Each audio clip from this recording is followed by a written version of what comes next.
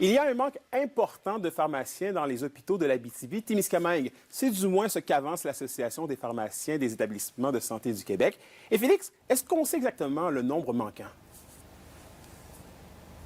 L'organisation n'est pas en mesure de donner un chiffre exact, mais Anthony, l'APES dénonce une découverture à 100% de pharmaciens aux urgences dans les hôpitaux de la région, c'est-à-dire qu'il n'y a tout simplement pas de pharmaciens aux urgences dans les hôpitaux de la région présentement.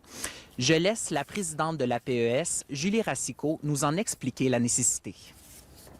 En ayant un pharmacien dans l'équipe, ils peuvent être davantage à l'affût des effets secondaires potentiels des médicaments ou, une fois qu'on a fait le diagnostic, l'équipe médicale a procédé au diagnostic, prendre en charge la thérapie médicamenteuse, donc à alléger le fardeau, travailler avec les urgentologues également, donc accélérer la prise en charge des patients, réduire le temps d'attente qui est déjà beaucoup trop long dans les urgences, donc et assurer des soins davantage sécuritaires, éviter les effets secondaires aux médicaments, réduire les erreurs médicamenteuses. Donc, c'est tous les impacts d'un pharmacien dans un secteur clinique.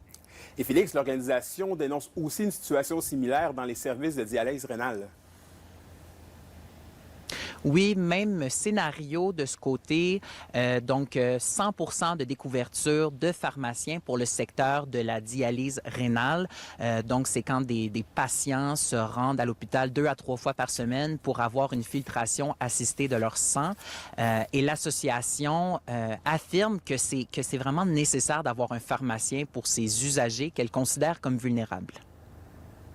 C'est très, très, très complexe ce qui se passe avec la médication au niveau des filtres de dialyse. Et lors du traitement de dialyse, ils reçoivent aussi des traitements. Et lors de leur séjour à l'hôpital, il y a d'autres traitements aussi qu'il faut leur administrer pendant la dialyse. Donc, c'est vraiment cette expertise-là que les pharmaciens d'établissement détiennent. Donc, clairement, un pharmacien en dialyse, ça améliore la qualité des soins et ça réduit les risques d'erreurs ou d'incidents liés aux médicaments et les effets secondaires aussi.